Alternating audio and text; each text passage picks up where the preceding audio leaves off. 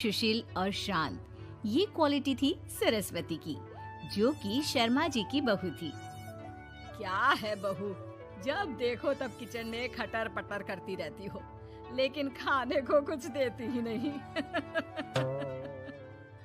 कैसी बात कर रही हो पीयूष की अम्मा? सुबह से 4 कप चाय, 2 बार नाश्ता और इतनी सारी बहू के हाथ की नमकीन तो खा चुकी हो, फिर भी ऐसा बोल रही हो? अरे कुछ तो डरो ऊपर वाले से। तभी वहाँ पीयूष आ जाता है। क्या है सरस्वती, इतनी देर लगती है क्या टिफिन बनाने में? एक काम है घर का तुम्हारे पास, वो भी नहीं कर पाती हो वक्त पर। आपका टिफिन टेबल पर रखा है और नाश्ता भी, बाकी का सामान बेड पर रखा है और अब मैं मंदिर जा रही हूँ। सरस्वती मंदिर चली जाती है। उसके जाने के बाद घर में, यार माँ, कैसी गवाह लड़के से शादी करा दिया है। मंदिर, पूजा, किचन और सास ससुर के सिवा इसे कुछ दिखता ही नहीं है कि कैसे खुद को स्मार्ट बनाकर रहना होता है, कैसे लोगों से जुड़ना है, बातें करनी है, ऐश करना है। अरे पैसा बचाओ, पैसा बचाओ, और कुछ आता ही नहीं इस लड़की को। जो क्वालिटी तू गलत तरीके से बता रहा है ना, दरअसल एक अच्छी गृहिणी की वही सारी अच्छाई होती है बेटा। घर को चलाना, समाज में इज्जत दिलाना और घर वालों का ख्याल रखना, और चाहिए ही क्यों? अरे क्यों नहीं चाहिए कुछ और? लड़की ऐसी होती है कि घर आए तो पूरा घर बदल कर रख दे, सभी को खुश रखे। लेकिन बहू के अंदर तो ये सारी क्वालिटी है ही नहीं। अरे खुश तो उन्हें रखा जाता है जो खुश रहना जानते हैं। तुम लोगों को तो कोई खुश नहीं कर सकता। पिताजी, अब आप ही लोग सोचिए, क्योंकि मैं किसी और से शादी करना चाहता हूँ। आप लोगों को बहू के साथ रहना है या मेरे साथ? क्योंकि मैं अब इसके साथ नहीं रह सकता। मैं बहू को नहीं छोड़ सकता। उसके मरते पिता को मैंने वादा किया था कि मैं उसे बेटी बनाकर रखूंगा। तो ठीक है ना माँ, तैयार कर ले अपना सामान, हम दोनों किसी और घर में रहने चलेंगे तेरी नई बहू के साथ। अरे हाँ बेटा, वही ठीक है, लेकिन मैं तेरे पिता के बिना भी तो नहीं रह सकती। तो मेरे बिना रह सकती हो? ठीक है, मैं अकेले ही चला जाता हूँ। बेटा वहाँ से चला जाता है, लेकिन सास का दिल नहीं लगता। बहू मंदिर से भी हो आती है और फिर, माँ, पिताजी, खाना लग गया है, खा लीजिए। हाँ हाँ, तुझे बस आता ही क्या है, खाना बनाना और खाना खिलाना। अरे सुन, मेरे सारे कपड़े पैक कर दे। क्यों माँ जी, कहीं जा रही हैं क्या? हाँ बेटे, ये अपने बेटे के साथ रहने जा रही है, लेकिन घबरा मत, तेरा पिता तेरे साथ है। बहू समझ नहीं पाती कि उसके साथ हो क्या रहा है, लेकिन फिर ससुर उसे सारी बात बता देता है। बेटा, ये नई बहू कब आ रही है? मुझसे घर का काम नहीं होता। वैसे भी तेरी पहली निकम्मी बीवी ने मुझे किसी काम का नहीं छोड़ा। माँ, वो बस आने ही वाली है, और हाँ माँ, उसके आगे ना थोड़ा स्टैंडर्ड से रहना, क्योंकि वो थोड़े बड़े घर की लड़की है। उसका एक स्वैग है, स्वैग। तभी वहाँ एक बहुत सुंदर सी लंबी सी लड़की आती है। हे पीयूष, भागकर कैब से मेरा सामान ले आओ, और हाँ प्लीज एसी ऑन करके जाना। रीमा, ये मेरी माँ है। तुम चाहती थी ना कि मेरी माँ हम लोगों के साथ रहे। हेलो आंटी जी, हम लोग ना जल्दी शादी कर लेंगे, फिर मेरी जैसी टॉप लड़की आपको अच्छी बोलेगी। एक्साइटेड होंगी ना आप? पर नो इश्यू।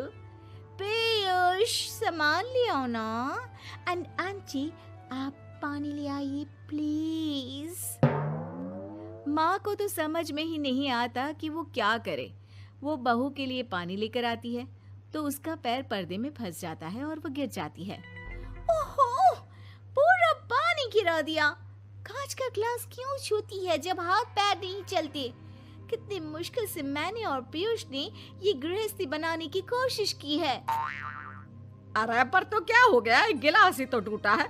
अपने घर में तो रोज एक तोड़ती हूँ, लेकिन मजाल है सरस्वती कुछ कहे। और हाँ, मैं पानी वानी नहीं पिलाने वाली, मुझे ऐसी कोई आदत नहीं है। बहू हो, बहू की तरह रहो, समझी?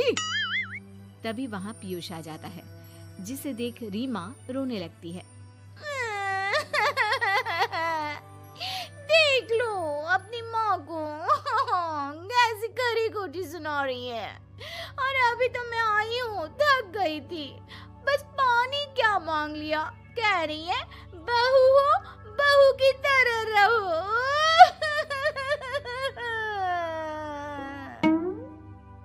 अरे यार माँ, समझा कर लाया था ना कि कैसे रहना है।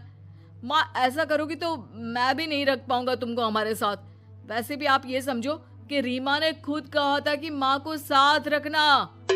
अरे हाँ हाँ बेटा, वो सिर्फ इसलिए कि मैं घर का सारा काम करूं, बैठे बैठे इस महारानी को खाना पानी दूं। वैसे भी मैं जा रही हूँ, मुझे तो इस लड़की की शक्ल भी अच्छी नहीं लग रही। मेरी सरस्वती के आगे तो ये कुछ भी नहीं है। निकलो निकलो यहाँ से।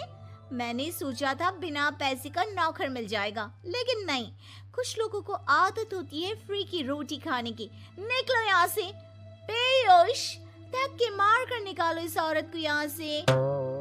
अरे ये कैसी बात बोल रही हो रीमा, ये माँ है मेरी। माँ ना थोड़ी जिद्दी है।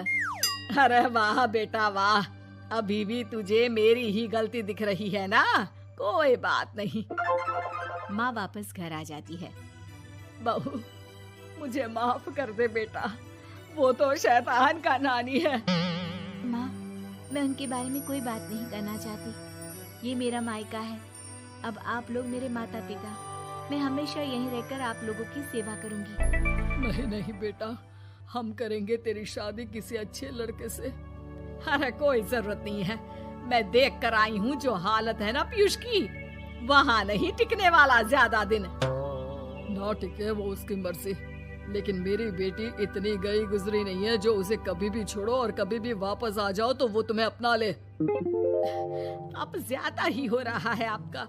माना मैंने गलत किया बहू के साथ, लेकिन वो उसका पति है।